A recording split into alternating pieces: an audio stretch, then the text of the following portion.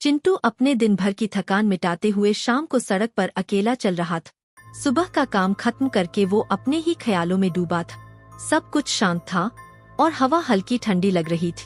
अचानक पीछे से कुछ कदमों की आहट हुई। चिंटू ने धीरे से अपना सिर मोड़ कर देखा, पर कोई नजर नहीं आए। उसका दिल धक से हो गए। कोई है क्या? उसने अपने आप से सोचा। एक पल में 2-3 डाकू निकल आए पीछे से और चिंटू के पीछे भागने लगे। रुक जा, उनमें से एक चिल्ला रहा था। चिंटू के पैर कांप गए और बिना सोचे समझे वो भागना शुरू हो गए। चिंटू पूरी ताकत से भाग रहा था।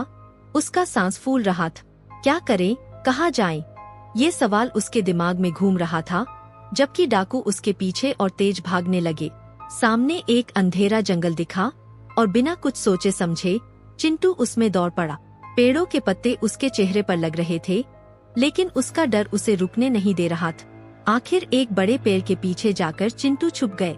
उसका दिल जोर जोर से धड़क रहा था और उसके सांस की आवाज उसे डराने लगी थी। अगर ये सुन लिया तो मैं गया, उसने अपने आप से कहा। डाकू जंगल के पास पहुंच गए। वो यहीं कहीं छुपा है, एक डाकू ने कहा। चिंटू ने अपनी सांस रोक ली। ऐसे लगा जैसे उसकी हर धड़कन सुनाई दे रही। उसके दिल की धड़कनें और तेज हो गई थी। पेड़ों के पीछे छुपते हुए उसने डाकुओं की खौफनाक आवाजें सुनी। अगर कोई उसकी तरफ बढ़ता तो वो पक्का पकड़ा जाता। कुछ देर बाद डाकुओं ने जंगल के अंदर आगे बढ़ने का इरादा छोड़ दिए। यहाँ नहीं होगा, वापस चलो, एक बोला और सब निकल गए। चिंटू अब तक छुपा रहा। चिंटू ने धीरे से अपनी सांस ली। उसकी जान बची थी, पर अब भी डर था कि डाकू वापस आ सकते हैं। धीरे धीरे वो पेड़ के पीछे से निकला और रास्ते पर वापस चल पड़ा। डर के बावजूद चिंटू ने एक कदम जंगल के रास्ते पर रखा, जहां से वो शहर की तरफ वापस जा सकता था। हर कदम के साथ उसका विश्वास वापस आ रहा था। अचानक पत्तों के नीचे कुछ आवाज हुई। चिंटू एक पल के लिए रुका, फिर समझा कि ये बस एक जानवर होगा। फिर भी उसके पैर थोड़ा धीरे चलने लगे।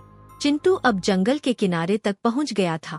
सामने सड़क थी और अब उसे लग रहा था कि उसने खुद को बचा लिया है। वो वापस एक बार जंगल की तरफ देखता है।